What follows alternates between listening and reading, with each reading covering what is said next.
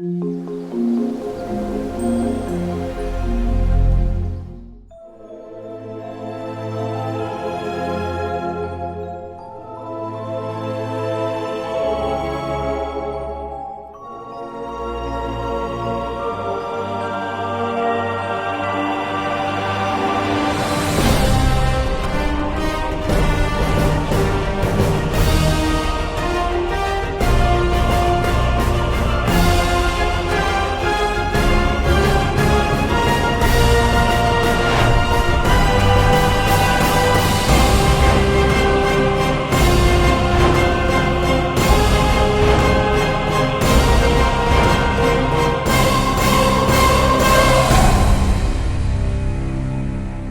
to the cloud. Recording in progress. Recording now. Can they hear the voice, Shannon? Do they? Sometimes they do. Sometimes I mimic the voice. Just depends on where. If sometimes I'll cut it in, sometimes I won't. Sometimes it'll fade out. Anyhow, welcome to Cleaning Business Life. And today we are going to talk about effective techniques for. It's not effective techniques. I clearly need more coffee. Effective training techniques for your cleaning staff. Reading and comprehension. I even made the font big for us this time when we did our notes. I was like, totally. 14. I think it should be bigger. I'll make it 16. Well, welcome you guys to Cleaning Business Life, the podcast where we teach about the best practices, the tips, strategies, so you guys can have a well-run cleaning business. And today we're focusing on a crucial aspect of effective training techniques for your cleaning staff. Yay! I know we all want this.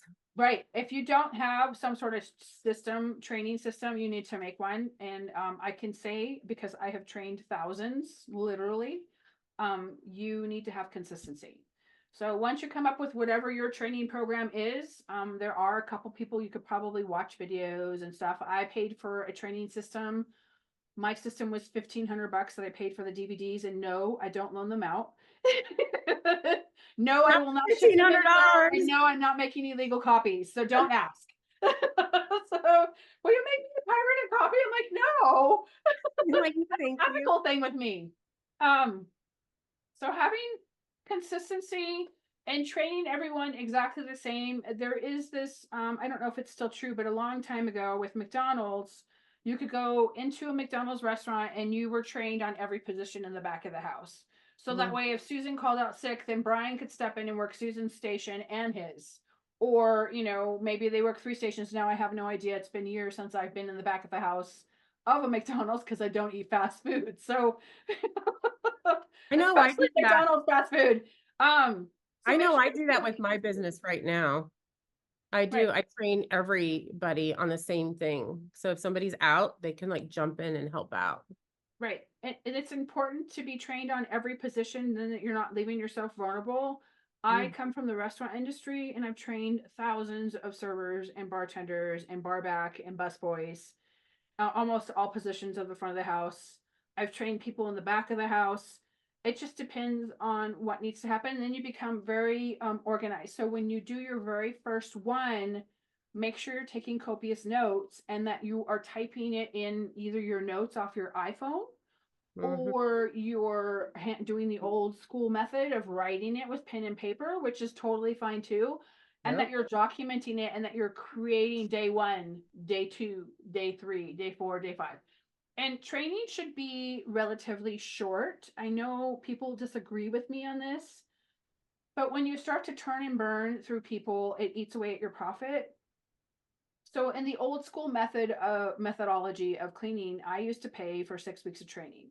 What I did by doing that, and it was a lot of money at the time, it was like $1,200 to $1,500, is I trained them so well that they thought they were so good they could have a business on their own. Yes. Let me get my gun and shoot myself in my foot. Boom, right? So you want to train them, but you want to train them so that they're in and out. So you're not spending thousands of dollars to figure out if this person's going to work out for you. So roughly 20 to 24 hours of training is sufficient in today's industry for learning how to clean. When I first got hired at Mary Maids, remember, I was a jewelry designer. I had a jewelry store. I didn't know anything about cleaning. I mean, I cleaned my house, but I didn't know all of the nuances, right? All of the stuff I know now, I'm like, oh, I was a crappy cleaner. But in any case, I think I got 1 day of training. It was for 2 hours, and then they just threw me out there. I didn't get because they were short staffed, right? So, You're on your and own. I kind of learned as I go. That's not usually the method that we like to do. And if you do have to do that, do not take them on a top to bottom deluxe cleaning or a move out cleaning. You will scare them. They'll never come back. So the importance of proper training, you guys, is understanding like trained staff is so that they're efficient, consistent, and they're confident in their roles. When you send somebody out and they don't feel Mhm. confident, they're not going to do a good job. They're going to feel like they're fumbling along the way. So having that confidence is important. Procedures. We talk about safety procedures all the time. Shannon are saying, put these safety procedures in place. One, it's not just because we're telling you just to put them in place. It's because workers' comp is going to cost you a buttload of money if you don't. Right. It's consistency is key, and there are methods in place to keep you on track, like with safety. In the showers, learning to rinse with cold water versus hot water. I know that there's a whole genre of people who are like hot water kills germs, blah blah blah. Unless you're doing a COVID cleaning, I really don't think it necessitates hot water. But if you're hand rinsing anything and you've thrown chemical in there, that chemical sticks to the atmosphere longer and you're inhaling it. So just something to think about. I am not a scientist, nor am I a medical provider, but this is just my experience of being in the cleaning industry. Well, So let's make sure sure of that agreed. you're learning specific techniques. So like for example, the very first thing I would teach people, and this can be different for every company. Some people do the toilet first in the bathroom, other people do the sink first. However, it is that you end up at the toilet, you have to give the speech on what a pumice stone is, right? And what's the speech, Kim? Don't use a pumice stone on, like, I don't know, like my pumice, see, now you got me fumbling. You put me on the spot. I'm like, blah, blah, blah, blah, blah. I only use the pumice stone on toilets and ovens. That's it. Right. And I So don't use the pumice same. stones are great little items. There are ones with sticks and without sticks, but a pumice stone can only be used in a white or an off-white toilet. And the reason for that is It's the porcelain color. You don't want to ruin it. right, because if you ever watch that show, How It's Made, toilets are porcelain. They're enameled, right? And even in a white and an off-white toilet, it is removing the enamel. You just cannot see it, and it will show up after you've worn off the porcelain. The enamel finish, which is glass, enamel is glass, which is Mm-hmm. sand. We won't go into that whole philosophy down that road. Jewelry is coming back, jewelry is coming back. But in any case, it will still show up because you've rubbed off with the pumice stone the enamel. So the water line will, wherever the bacteria is that's sitting in the bowl, it will naturally attach itself because the water sits there the longest, especially if they don't flush every time. We won't go into all of the dirty details of a toilet. So you can only do a pumice stone in a white or an off-white toilet. And I used to say, if you come back to me because you've ruined someone's $1,500 black toilet, I go, you don't have a job. This is I'm why like, we those are don't use a pumice stone expensive. inside a colored toilet. Some people use screens inside of colored toilets. Some people like to turn the water off at the wall. Don't recommend it. My husband's a plumber. It can break because the little bracket on the inside, and then you'll have water Or leaking start everywhere. leaking. It's like speaking from experience. I had That's to where call him. I'm insurance like, I need you comes to come in, over you here right guys. away. Insurance. Right. So there's a whole dynamic, and half the time homeowners don't know where their turnoff valve is in their home. I think it should be mandatory when you buy a house. They should have to walk you through, this is your electric panel. This is how you turn off your water. This is Or, where the main water. Da, da, da, da, like, da. They we're never just give house you that stuff. cleaners. Right. We We're just just clean house house. cleaners. We don't move furniture, right? I know So when having go ahead. go ahead, it's totally fine. No, I was gonna say, like, when I did my training, I always did the bathrooms first. And then Mhm. I made them clean the bathrooms for like a solid week until they like hated the bathrooms. But I knew at the end if they were detailed, because bathrooms are the hardest for me. Like, I don't know for everybody else, but bathrooms I always felt were the hardest to detail because of the hair. And so like I knew if they were going to survive my training, if they didn't finish if they quit before the end of the week, because they didn't want to deal with, the dirtiness of the bathrooms, or if they missed a bunch of stuff, that's how I knew that they were out. There's a lot of thought that goes into that, and because I didn't spend that long. They got 1 week of training, so you did bathrooms and kitchens, and you rotated, and then you did dry work was incorporated in the whole deal. But yeah, it's very true. If they can't make it in the bathrooms, or if they ask, this is a key indicator if they're going to make it or not. So you're talking about the Puma Stone, you're talking about the black toilet or the red toilet or the rose or mauve or whatever, green, whatever it is. And then you go, okay, well, we're gonna disinfect because we've already cleaned the inside, we're gonna clean the outside, and we're gonna spray it down with whatever chemical you're using, pure evergreen. And you're going to say, okay, well, this cloth right here is only going to be used for wiping off the toilet. It doesn't touch any other part of the house or the bathroom. Does that make sense to you? And if they say no, then you're never not going to make it as a cleaner. I've had people genuinely go, I don't understand why I can't use this. I'm like, no. It gets put in the rag bag over to the side. Yeah.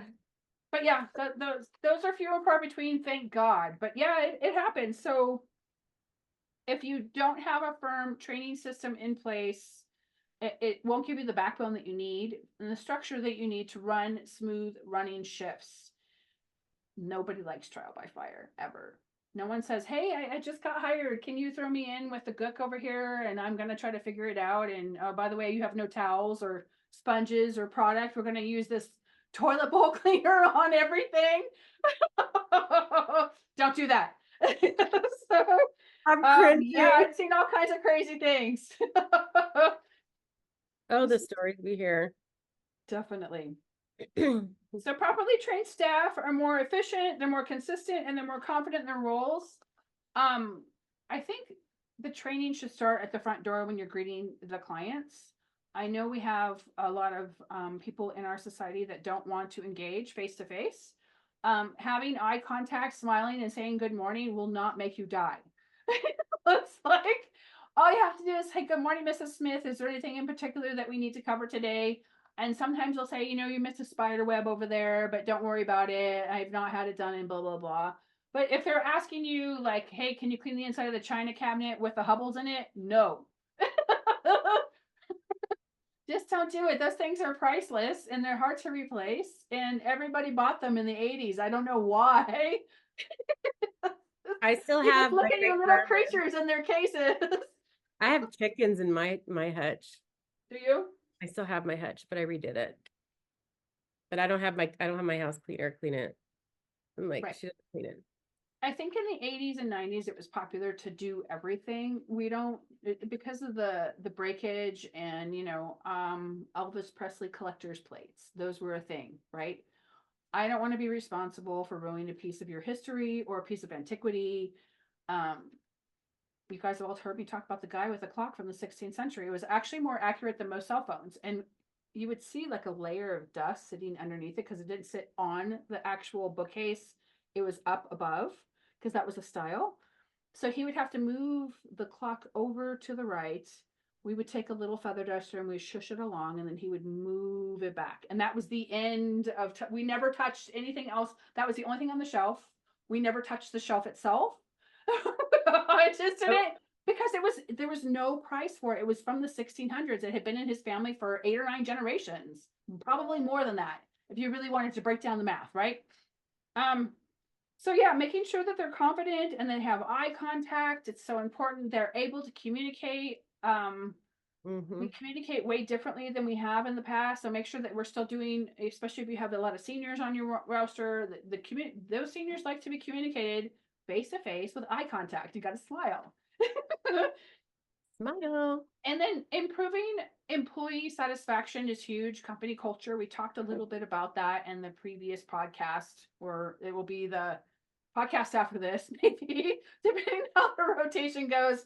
But making sure that your cleaning techs are satisfied. There is nothing worse than having someone who is unsatisfied with their life and then it subsequently makes them unsatisfied with their job, and all they do is want like Charlie Brown's teacher, and it's just it's a downer. You don't want to have anyone who is not happy to be here. Like most of the time, I'm just happy to be here, right? You guys can most of the time tell that I'm like, woohoo, I'm here, right? So making sure that you have all of those areas covered. And then what were some of the things that you did to create a comprehensive training program, Miss Kimberly Gonzalez? I just made sure that they like followed back and just reiterated like their cleaning strategies. And if they had questions, be like, so tell me about your clean today. Did you feel comfortable in this? What do you feel like you need to work on? So I'd ask them questions like from their point, like what can I do to help them with their training staff, like their training? And then we would just implement and try to refix it. And then we did ongoing stuff. So like I would have somebody, quality check, or I'd ask the customers, what did you think? And we just went back and we reworked on some of those things that they need to focus on. We're all good at different things, right? So they may be really good at one thing, but maybe not so much the other. So how could we adjust that to make it more easier for them so they can do a better job cleaning? When I was the Training. maid, there was a hierarchy between wet work and dry work. Mm-hmm. So I always got stuck doing the bathrooms. And then I realized that if I did the bathrooms, I didn't have to like talk to the customers.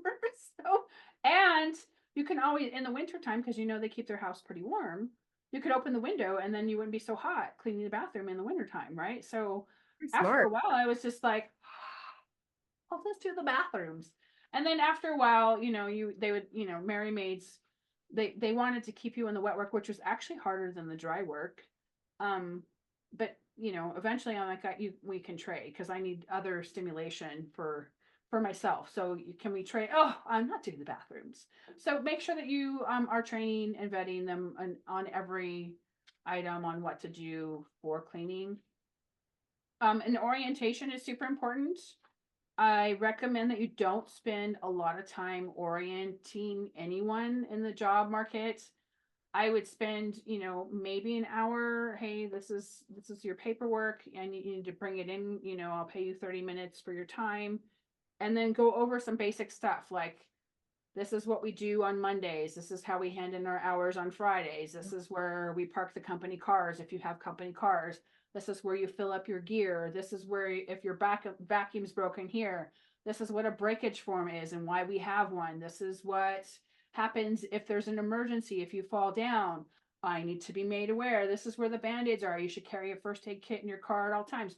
All of these things should be part of your process of orientation. If you get a flat tire, I need to know. I have AAA, right? There's all of these things. So orientation, a brief safety. A lot of people are handling chemicals for the very first time. And as we know for the consumer, if you guys buy anything at Walmart or even Target or whatever grocery store you're going to, the chemicals that are on the market are not that they should be diluted. If there's no reason why this should be the concentration that it is, and they don't tell the homeowner that, by the way, because they show in the commercials that spray wipe, spray wipe. Well, we never want to spray anything on a surface. We want to spray our microfiber cloth, And then wipe it and you want to down. make sure it's diluted. So Yes. that you're not spraying pure chemical and it eats the finish off, and everyone goes, "Oh my god!" Take the finish off the wood. I used this on the wood and I ruined it. Right. You can't put vodka on, there was a whole thing. I wrote an article one time on cleaning with vodka, and it was like I had a party and I had all this leftover vodka. I'm like, what am I gonna do with it? It was awful to drink. Like, we're gonna make cleaner out of it. But you can't spray it on wood at all. And even if you use it on your microfiber cloth, it has to be diluted because it could ruin the finish off of wood. It's just vodka's, from potatoes. So just weird stuff that I know, random stuff. And then having standard operating procedures, like, what's petty cash? Well, what is petty cash, right? What happens if my hours get missed? What happens if I'm late? What happens if I get in a car accident? What happens? These are all things that should be standard operating procedures. What happens if I lose my check? What happens? We don't give checks anymore, it's direct deposit, but still, if you're doing it the old fashioned way. What happens if we have inclement weather? Like we have, you probably get them too, Kim. We have monsoons that come here through the summer, it can knock out electricity. Guess what? If we have no electricity, we can't clean your house. Or if you're in a house and a tornado's on its way, like Right. always know like where I'm you're. gonna vacuum really quick. I know, I'm like vacuum really quick, but if you're in there like for a tornado or anything like that, be prepared. Like know where the basement is if they have a basement. Have those things put in place. You just Right. got to be prepared.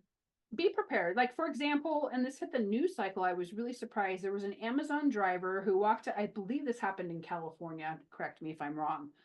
They were so engrossed in what they were doing that they show that the garage had caught on fire. Did you see that?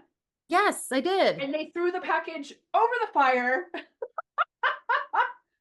Yep. Delivered. And Didn't call 911. Didn't do. I was just like, hello. brain cells are Yeah. missing. So don't be one of those. Don't leave it open for your cleaning tech to do something so serious. I'm sure that if the person realized after the fact that, oh my God, I just threw this package into the fire. This is Hey, aren't they supposed probably to not take the a brightest picture? moment. So it makes me wonder because I know like our Amazon, they have to take a picture to show it was delivered. I wonder if he took a picture of it being flown in the air with the Right. fire. Right. So Midair. having standard like what to do in a fire, right? What to do if there's inclement weather, what to do when it's snow and ice. It depending on your state. People in Michigan drive in snow and ice all the time. People in California, not so much. It could be a big deal. Um, these are all things to think about. I mean, there is going to be a course that comes out, but it won't be able to cover everything because standard operating procedures are so expansive. So I'm going to have a launch of the product, and then I will continue to add product as we go. So it will be a larger thing. But yeah, you need to have something. Like, how do we used to do it the old fashioned way? How do you get your welcome paperwork over to your client? It was like such a big ordeal to do it low tech. Well, now you just copy paste in Jobber and it sends it over. I'm like, oh my God, I love this. I know technology. It's just like, and it's accepted. Boom. It's just, but it Yeah. took a while. I'm like, oh, And then Um, hands-on training. Not everybody wants to sit down and run a video. I think that cleaning is very much hands-on. What do you think? I like hands-on training because I'm a visual person. And I think a lot of cleaning people like that love to clean are visual people. They have an eye for detail. So when you do, I like to pair staff. So I always pair to staff. Even now with my business with Pure Green, I pair them with the staff and I let them train them. And I love it because they can implement the ideas and work with them for the different techniques. And it's nice because they have that mentor. It makes it nice to have a mentor. And there's always the question over quality control and not having a quality control person and how to work around that. And there's like, you have to have operating procedures for that. What happens, when you have someone who's passed away? There's policy in place for that. I mean, there's so many things. When you're dealing with the public, we deal with the public differently. People at the bank get yelled at because it's their money. It's a value system. So I don't know if I could ever work in a bank, but we're dealing with a lot of emotional issues in people's homes. Yeah. You can tell that people are having a hard time when their house is messy or cluttered. You can tell that they might be depressed because they have certain other things going on. You can tell if they're on a lot of medication because there's a lot of dander. There's a lot of things that you can visually tell. Like you can tell when your client's pregnant because they got prenatal vitamins everywhere. Or maybe they just want long, luscious hair, right? Yeah. So these are observations that you make because we're in people's homes. We see more things than most house guests get to see. Could tell a So lot by your customer just by looking around just in their house. And when you train your new clients, like, I mean, when you train your trainees or you're in their training, these are things that you need to train them on. It's these things that are going on to observe these things. right, because you just don't know. And we won't get into the Harry Carey stuff of it. We can talk about safety another time. Hands-on training is great, and then using of technology. There's so many things sorry, it's my phone, that are great. Like, there is that software that I believe you use it for your teenagers that you can track, Life your 360. babies. What's it called? Life 360. Right. I And got my babies. son's They're not babies anymore, but they're almost adults. One of them is an adult. The other one is almost an adult. I know, I like tracked my son. He's, he's 19, but he went camping and two of his friends have never been camping before. And so like, I told him, I'm like, okay, I could see him on like 360. So it shows him out. Like I could tell when he's canoeing. It's funny because he's in the middle of the lake. When I look at the life 360, He must be swimming. Hopefully he's swimming good. But I'm there's like, or things he that you can texts do. in, he says, I'm alive. Right. But yeah, like technology is amazing. Yeah. So like you didn't have that in the past. In the past, you had to wait and hope that you got a text, right? Hey, did you guys arrive okay? Is everything okay? Or even a Checking phone in call. with everything, right? But now you can see it. So that might be something that you want to incorporate. I know a couple of the ladies in our group have a really rural area that they covered. So it just kind of, it's not to track and trace you. It's to make sure that you're safe, right? We want to know that you're going to be okay. Um, and then there's a lot of other things like finally, the technology has caught up with the digital calendar system. In the past, we used Google Calendar, and there was no guarantee they got it. And Mm-mm. then you would have cleaning techs not show up, and then Jobber came on board. And I've been with them, I don't know, probably 8 years or something like Oh, that. wow. And it's really Jobber has really expanded in its offering. Right now, I have the review thing. I haven't gotten any reviews from it, so I don't know if I'm going to keep it. But there's this technology that is helpful for you. But Scheduling apps, yeah, incorporate. definitely Yeah. see what works best for you. You might hate Jobber. You might like Launch 27 or ZenMate or Customer whatever. Factor. I've used Customer Factor for years. Right. It's So technology can be very great. And then photographs. We talk about this every once in a while about safety and everything else, but photographs need to be brought up. So a lot of times when you are a remote business, you need to have proof. And the reason why you need to have proof is because we have an unruly class of individuals in our country who think they are entitled to everything for free. yes. And if you don't do it, they're going to look for that loophole. And if you miss a beat, they're going to run right over you. I'm still going through the dispute with the little old lady who I thought was totally nice until she disputed over $1,000 of charges because she just didn't want to pay. I feel like I got conned, but it happens. And the photographs are great for when you get into the homes and you take pictures of the things. And like, for instance, I saw something on one of our groups that there was a nick in the sink, the kitchen sink, or it was a I saw bathroom that sink. one. It was a ding or something. Yeah. And I was like, always take those pictures before. So you have proof that you did not, and after. So proof before and after. So that way you have that documentation. Yes. And you don't need to be overboard, like 500 pictures. Here's my picture. No. It's the same photo at different angles. Yeah, you don't So, need to do like yeah. but there are some key points that you want to cover in your photographs, and you also want to make sure that you are giving your clients some sort of privacy. I know that the short-term rental industry finally banned cameras from the inside of all homes because Oh, it was wow. these homeowners were just over the top. Cameras in, cameras out. You forget there was cameras, and you're running around in your underwear. I'm just like, oh my gosh, I never want to stay in a short-term rental because I'm like, not everyone wants to see all this. So, there's a certain form of privacy that needs to happen. So make sure that you're not taking images with family photos. Like if you look in Kim right here, you can see her and Mark in the background right here. Like you would want to avoid that if you were taking a Those of you picture. watching YouTube, yeah. Right. So Yeah. just logical things. I know that sometimes we lack in common sense. I'm just saying, I'm just pointing it out there. Right. Have it in your agreement too. So like in Yes. your agreement, make sure you guys have that in your agreement for your clients that when they sign that you will be taking pictures. It's for educational purposes. It's for making sure that you have the detail that you know what is there, like just documentation. Mhm. And you can also say, and occasionally we'll use these on social media, and they'll either say yay or nay, and you have to be the person that doesn't take pictures of people's kids, right? Because nobody who has a kid wants their kid on the internet. so, Random so pictures of their just kids. stuff like that. Next is focusing on key skills. So let's focus on the key skills for your cleaning staff. One of them is huge, is time management. So teaching your staff how to manage their time effectively is super important.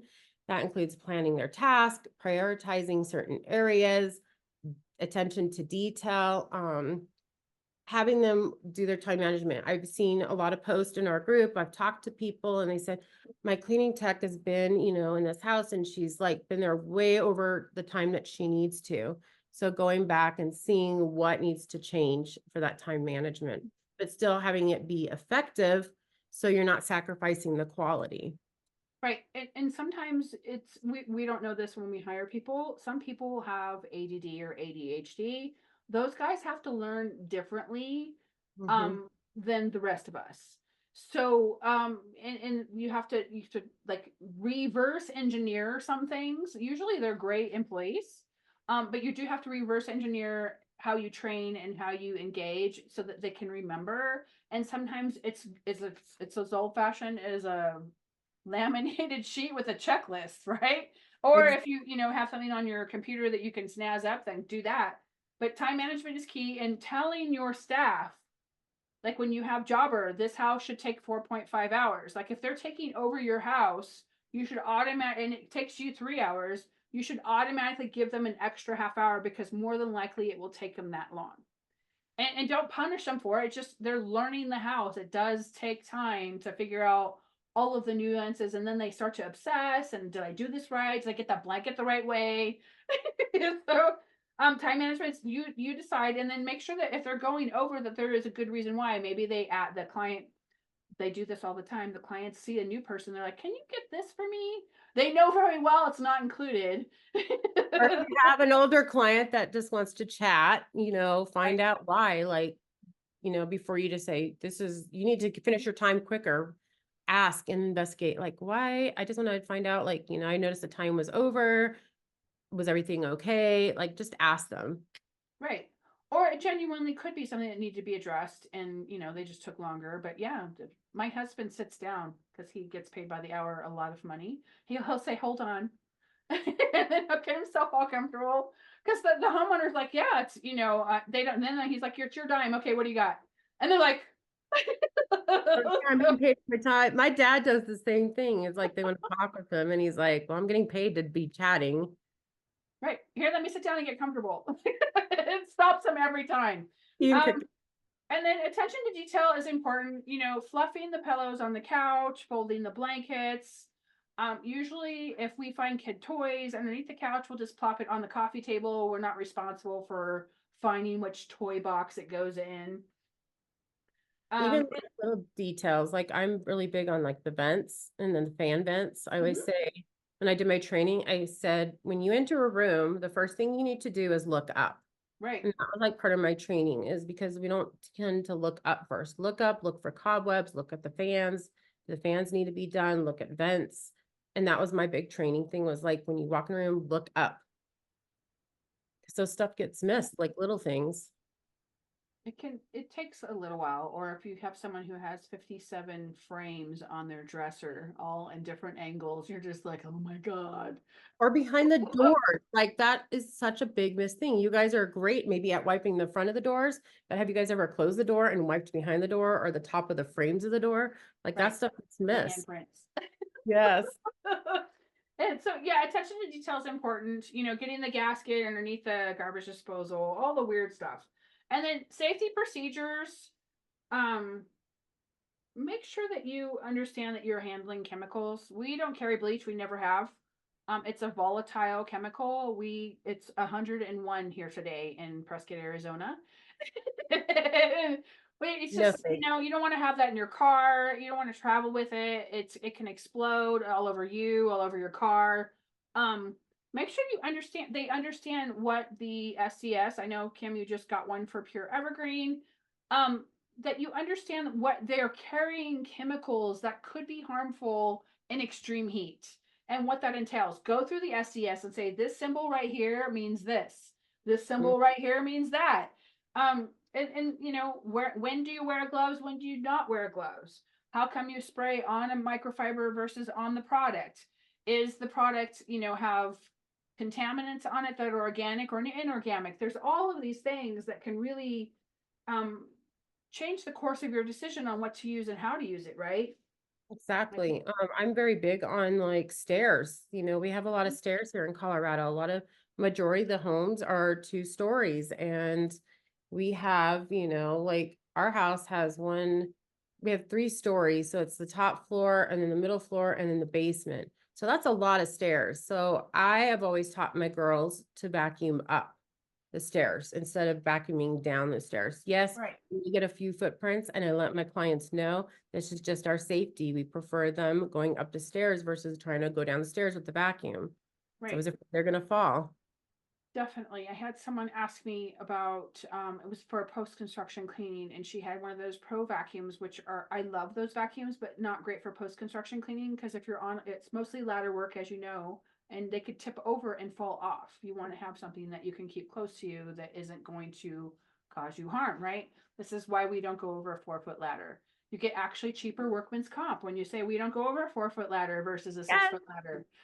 And put I'm that like, in your okay, no agreement. problem. Put that in your agreement. Sign And then your, I'm really sign big your on agreement. locking the door. I always lock the doors. I always told my Mhm. clients, like I said, hey, when we come in, we lock the door. It's for our safety. It's for the safety of your home. So that was just a big thing. And I try to really implement that with my training.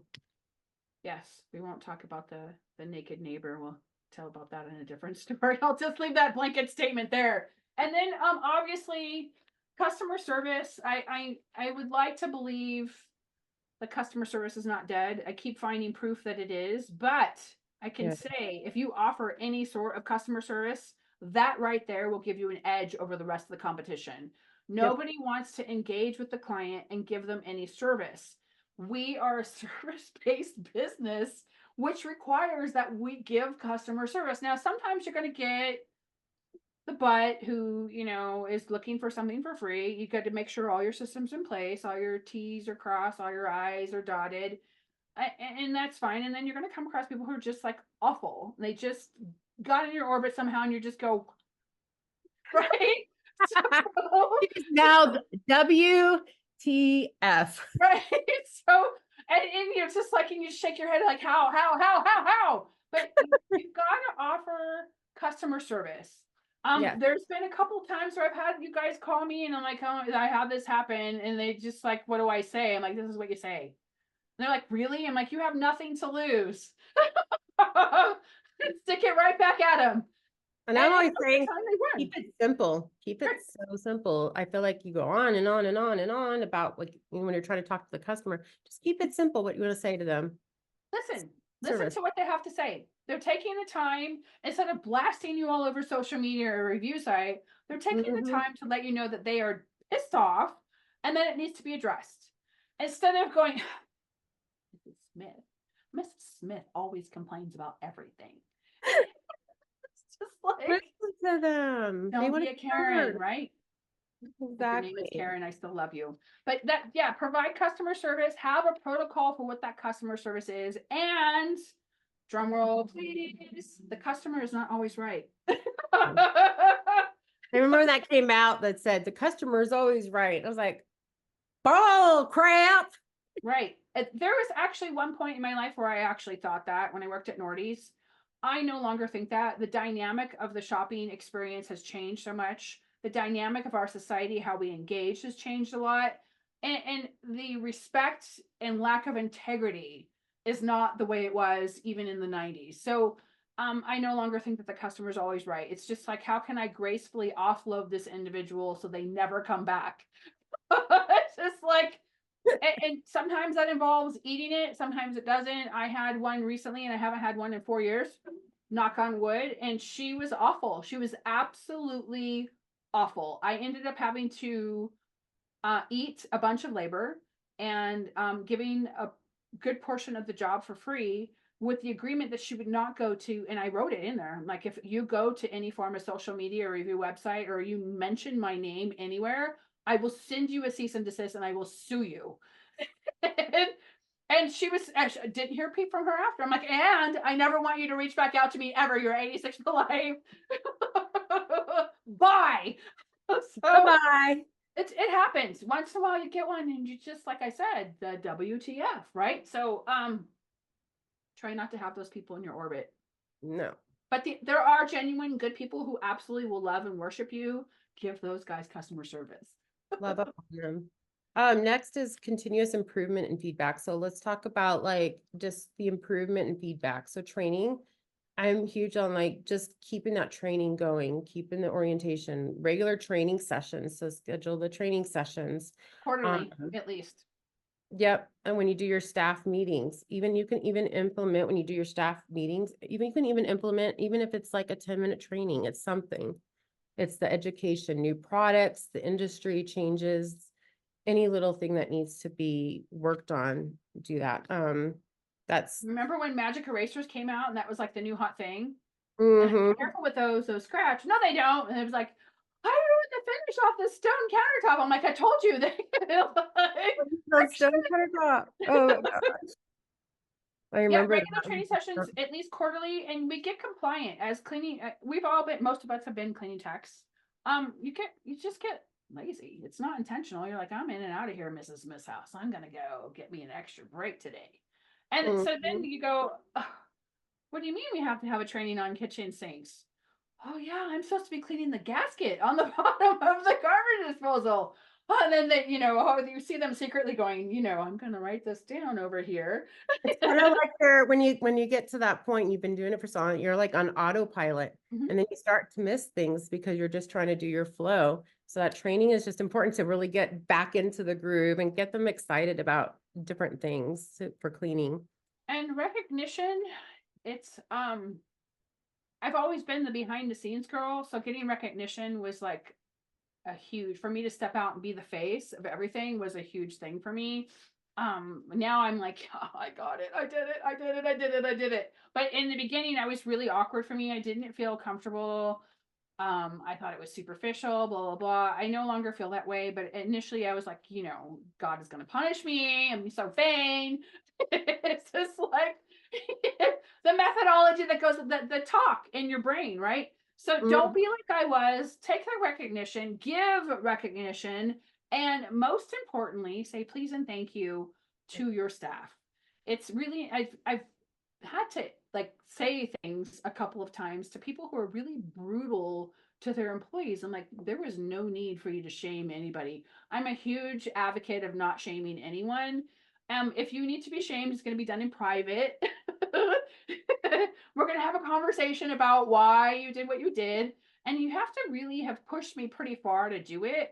It's very rare, like 1 in a million that I'll have to do it. But every once in a while, it's like getting your littles back in order, right? They run and run and run and run and run, and then you're like, KK, come back here. And you're just like, oh. That's my 8-year-old. His name is I actually do. KS, not KK, but I call him KK for short.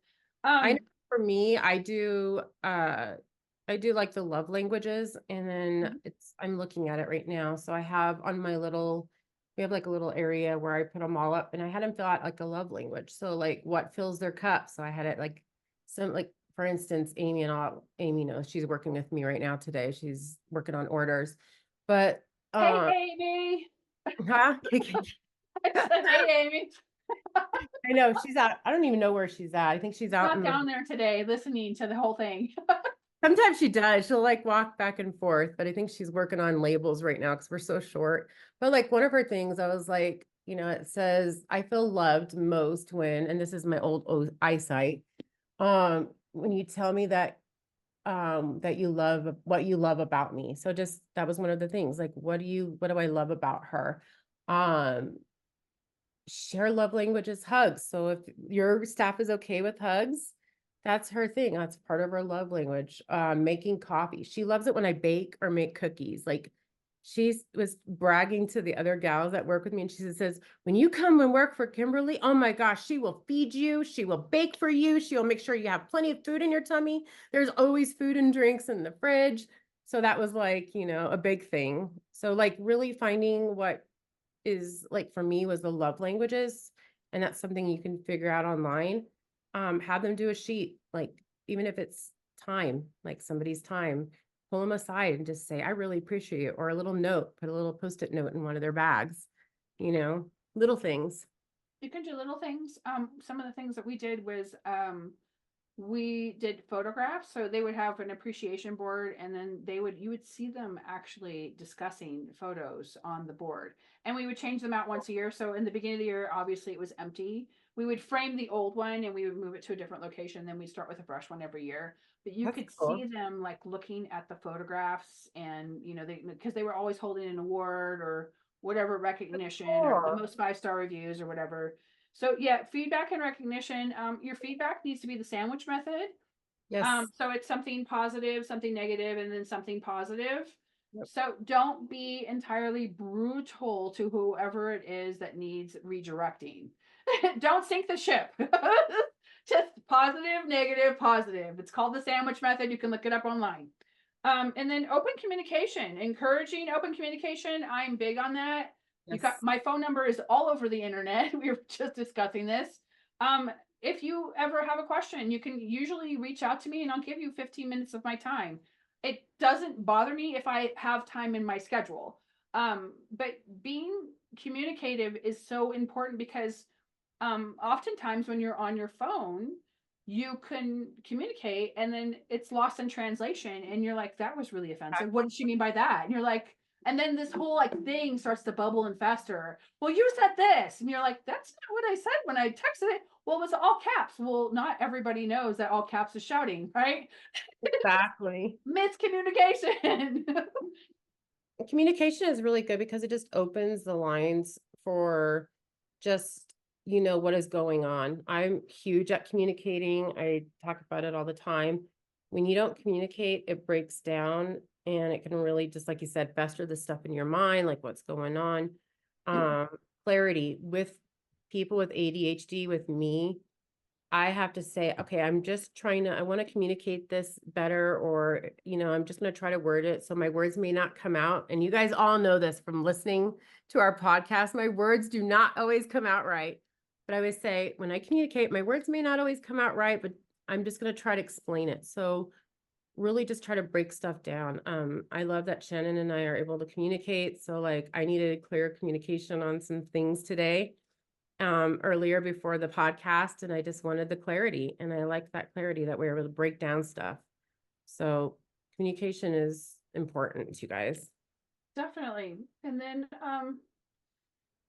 training is an ongoing process. I actually just finished training with the American House Cleaners Association. It was surprisingly it was more.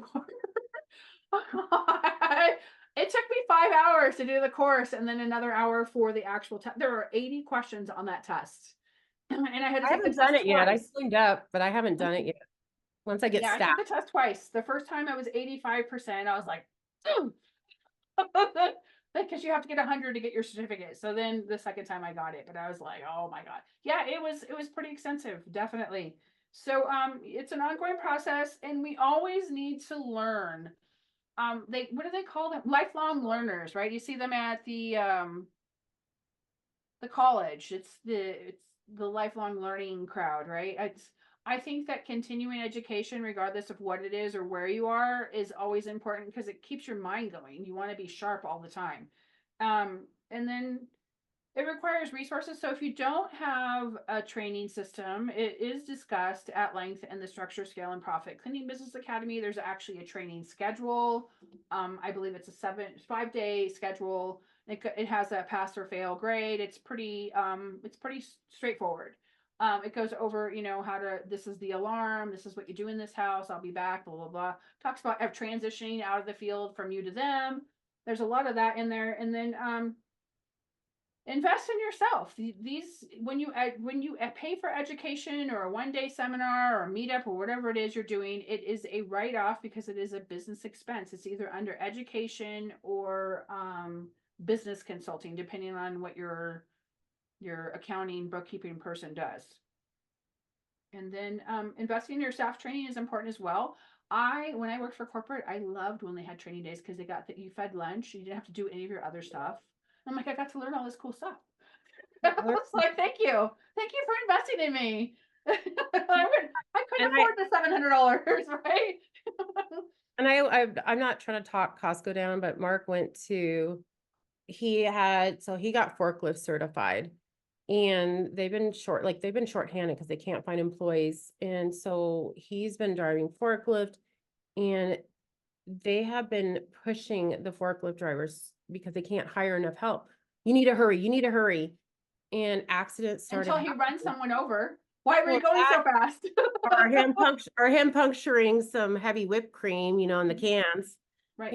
so, but they did, and he was kind of a little frustrated because he was like, they had us come in the morning for a meeting, and it was early in the morning, and we're all hungry, and we're trying, and they're pushing us to go quicker, and all they did was say, thank you for your help, but they didn't feed us.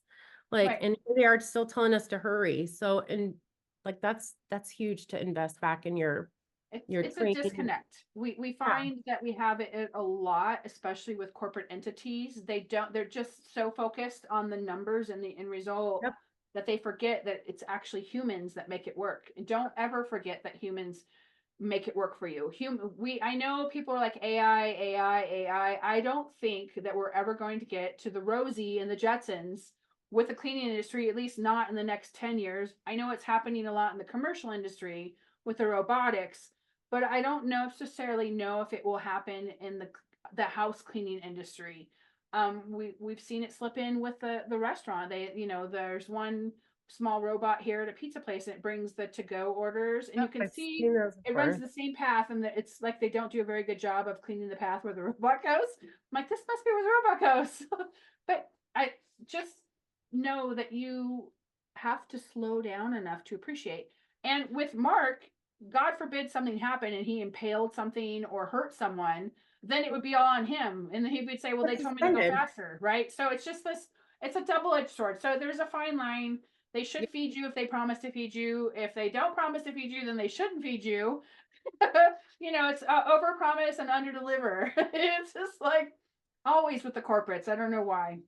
So guys, appreciate your staff. So as we finish up our podcast, before you guys finish your workday, write a note to your staff, like each of your staff, tell them that you appreciate them. Take time out to do that. It goes so far. I love it and Shannon gets it too. Like when we see on our group that people appreciate us and they tell us that, like it fills my cup. Shannon, doesn't it fill your cup?